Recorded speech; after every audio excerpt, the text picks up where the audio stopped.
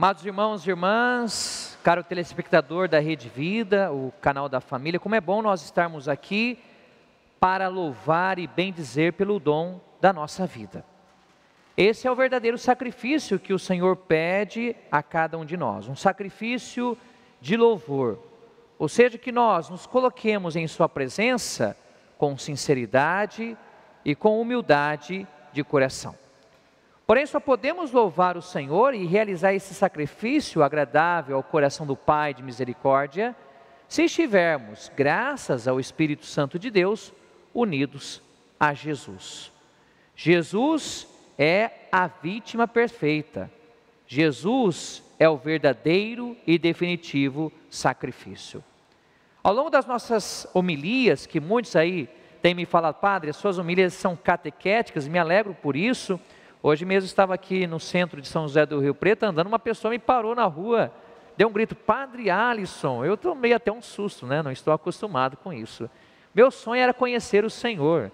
Falei, eu sou um simples pregador da palavra de Deus. E a pessoa veio falar, olha, eu agradeço muito porque todas as terças-feiras eu tenho aprendido com a sua pregação. Então isso é sinal da minha responsabilidade de ensinar aqui sempre aquilo que é a doutrina da igreja, de maneira clara, simples, capaz de atingir o coração, inclusive, das pessoas mais simples do nosso Brasil. Então, o sacrifício que nós realizamos na missa, eu gostaria que você prestasse atenção nisso, quantas vezes a palavra sacrifício aparece na celebração eucarística.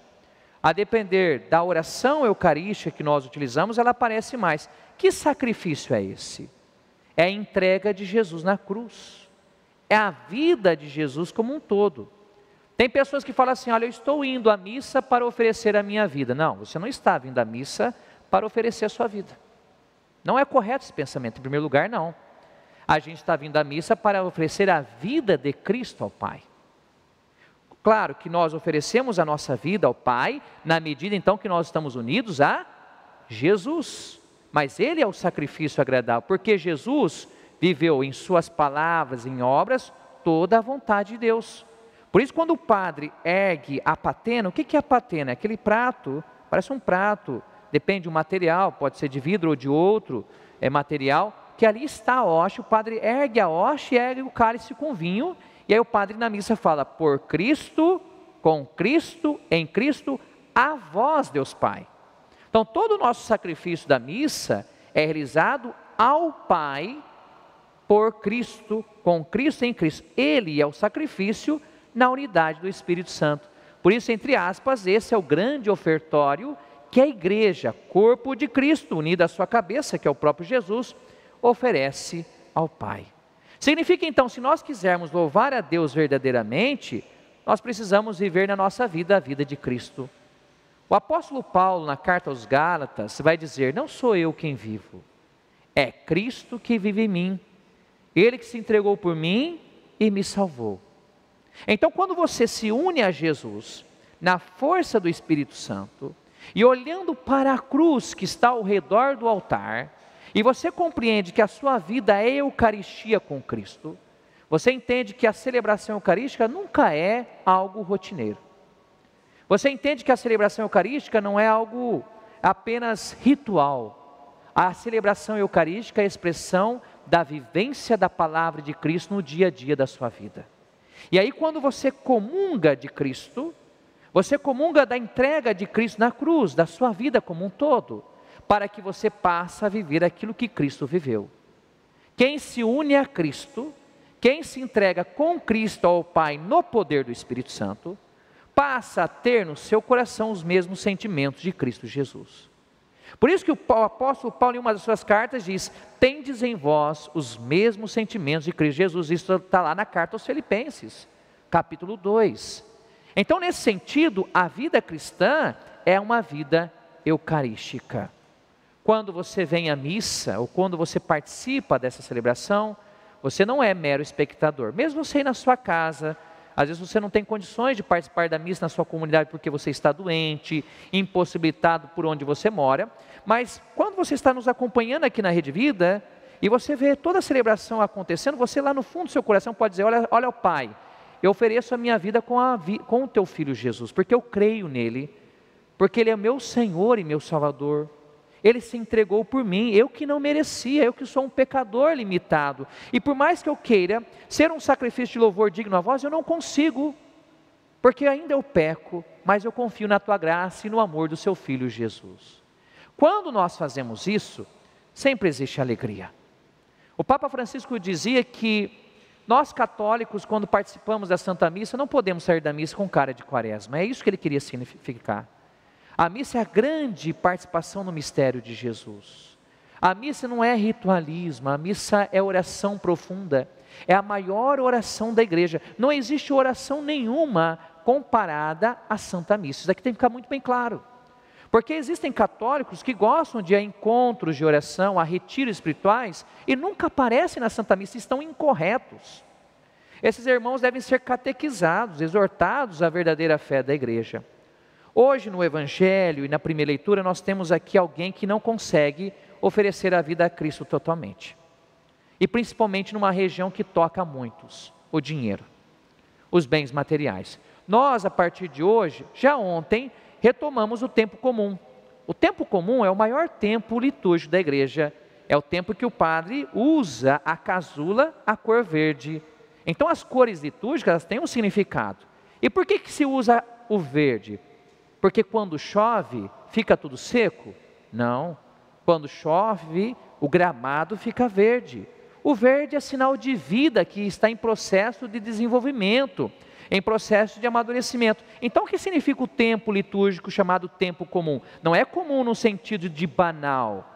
É o tempo litúrgico no qual a vida divina, que é a vida dada a nós por meio do sacrifício de Cristo, ela é desenvolvida e acolhida na nossa vida. Nós já vivemos a primeira parte do tempo comum. Qual foi a primeira parte do tempo comum? Foi depois do tempo do Natal. Ela vai até o início da Quaresma, que começa na quarta-feira de cinzas. Depois de nós celebrarmos Pentecostes, que foi domingo, ontem nós celebramos o dia de Maria, mãe da igreja, porque graças a Pentecostes, Maria está presente no cenáculo, e com os discípulos pede o Espírito Santo. Então Maria é aquela que exerce a sua maternidade espiritual em relação à igreja. Nós retomamos esse tempo. E esse tempo irá até quando?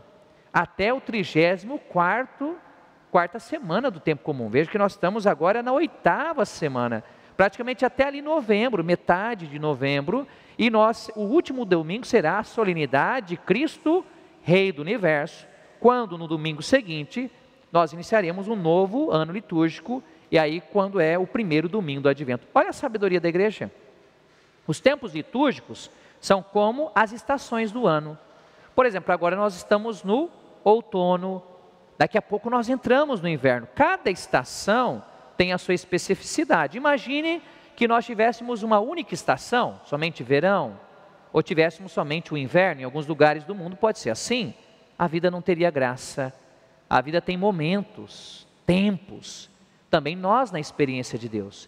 E em cada tempo litúrgico, em cada um desses momentos, existe um aspecto do mistério de Cristo que é trabalhado pela Santa Liturgia. Por isso que na liturgia, quando a gente vem à Santa Missa, a gente tem que encontrar na Santa Missa a fonte da espiritualidade na vida cristã. Então, o tempo comum vai nos ensinar o quê? A como viver nos diversos aspectos da nossa vida o mistério de Cristo. O que antecede esse evangelho? Jesus fala assim, eis que nós, o Pedro fala para Jesus, eis que nós deixamos tudo e te seguimos. Por que ele falou isso? Porque antes do capítulo 10, versículo 28 de Marcos, lá foi um homem que tinha muitos bens. E aí Jesus olhou para ele com amor. Ele lhe falou que seguia tudo, colocava os mandamentos em prática. E Jesus falou assim, você quer ser perfeito?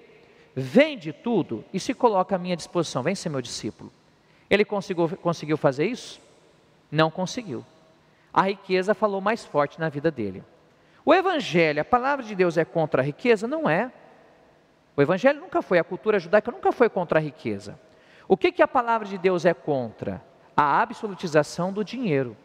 Vós não podeis servir a Deus ou o dinheiro.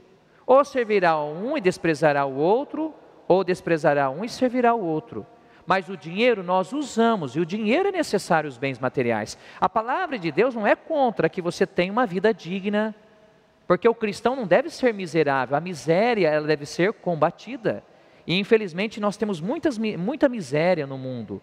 Então a palavra de Deus, ela fala que nós devemos administrar corretamente os nossos bens. Nós não podemos fazer do nosso dinheiro um ídolo. Nós não podemos colocar o dinheiro no lugar de Deus. Então aí Pedro fala, eu deixei tudo, nós deixamos tudo, nós que somos discípulos. O que nós vamos receber? Aí Jesus vai falar para Pedro, olha, vocês vão receber muito. Vocês vão receber casa, né? Todo mundo quer ter uma casa? Todo mundo quer ter uma casa onde morar. Vocês vão receber irmãos, irmãs, mãe, pai e filhos. Todo mundo quer ter uma família onde existe amor. Depois, vocês vão receber campos, propriedades. Por causa de mim e do Evangelho, receberá 100 vezes mais agora, durante esta vida. Jesus já promete agora.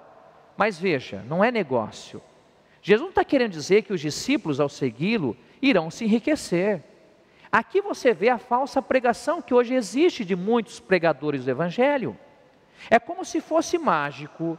Basta eu fazer uma experiência com Deus, basta que eu acredite em Jesus, que eu vou ficar rico da noite para o dia. Não é assim que funciona. Isso é charlatanismo, isso é mágica. O que a palavra de Deus nos chama é a maturidade. Não quer dizer que você, ao se encontrar com Deus, você não possa começar a administrar melhor os seus bens. Mas por quê? Porque você deixa de ser desenfreado, você começa a criar juízo, você começa a colocar certas prioridades que você não tinha antes. Imagine que uma pessoa que não conhece Cristo, toda hora ela gasta com festas, toda hora ela vai no mundo, porque isso é a sede do coração dela. Ela se encontra com Cristo, ela não precisa mais de tudo isso, não quer dizer que ela não possa fazer. Começa a sobrar dinheiro, ela começa a reorganizar a vida administrativa dela. Mas veja que disse Jesus no Evangelho, receberá com perseguições. Jesus é claro, vocês vão ter novas famílias, vocês vão ser acolhidos, mas vocês serão perseguidos. E por que os discípulos serão perseguidos? Porque eles colocarão em primeiro lugar Jesus. Você que me escuta, isso aqui é o critério fundamental. Se você oferecer a sua vida a Cristo, e com Cristo oferecer a sua vida ao Pai, te prepare para a perseguição. Você vai ser incompreendido dentro da sua família. Você vai ser incompreendido às vezes no seu ambiente de trabalho. Vão chamar-lhe de beato. Vão chamar-lhe, por exemplo, que só fica na barra da saia do padre. O padre não usa saia, o padre usa túnica, porque o padre é homem. Vão te acusar de tudo. Mas por quê? Porque isso é a calúnia do mundo. Então o que Jesus nos chama? Nos chama a colocá-lo como prioridade, inclusive em relação aos nossos bens. Tem pessoas que hoje em dia assim, eu não tenho tempo, não tenho tempo para nada, eu trabalho o mundo. Mas espera aí, tempo é questão de prioridade. Você deve ter tempo para Deus. Deus não pode ser Senhor apenas do seu espírito. Nós somos espírito, nós somos alma, nós somos corpo. Deus tem que ser Senhor da sua vida financeira. Deus tem que ser Senhor dos seus sentimentos, para que o nosso sacrifício, como diz a primeira leitura, seja um sacrifício agradável a Deus. Ou quando nós nos colocamos diante do altar, a gente só coloca o nosso espírito. Não, está aqui o nosso corpo, a nossa história. Nós oferecemos no altar de Jesus o pão e o vinho, que são sinais do nosso trabalho. Então você tem que colocar realmente Deus em primeiro lugar. Diz Jesus, para nós concluirmos, buscai em primeiro lugar o reino de Deus e a sua justiça, e tudo mais vos será acrescentado. Quando você segue a Cristo, quando você o ama, quando você participa da Santa Missa com alegria, o seu coração vai ser generoso. Você vai ser capaz de partilhar os seus bens com os mais humildes. Você vai ser capaz de ajudar a obra da evangelização, a sua comunidade, os canais católicos. Então veja bem, Deus não quer amor de palavras. Jesus não quer ninguém que fale, olha, eu faço isso. Jesus quer que a gente o siga de fato. E para segui-lo, ele precisa ser Senhor de tudo. Mas se lembre, quando ele for o Senhor de tudo, muitas pessoas não lhe compreenderão. Mas isso é bom. Se nos perseguem porque nós vivemos a vida em santidade, é sinal de que nós estamos no caminho certo. Se nos perseguem porque nós somos incoerentes, as perseguições nos servem para a nossa conversão. Tudo isso que nós falamos, o sacrifício da nossa vida, colocar Deus em primeiro lugar por meio do Evangelho do seu Filho Jesus, acontece nesse altar. E agora você vai ser chamado a oferecer ao Pai com Cristo esse grande sacrifício da cruz. Por isso que na missa nós só falamos, receba o Senhor por tuas mãos de sacerdote, Padre, né? Este sacrifício para a glória do seu nome, para o nosso bem e de toda a Santa Igreja. Cantemos. Este programa tem o apoio dos nossos benfeitores. Seja você também um benfeitor, evangelizando conosco. Ligue 0 Operadora 11 4200 8080.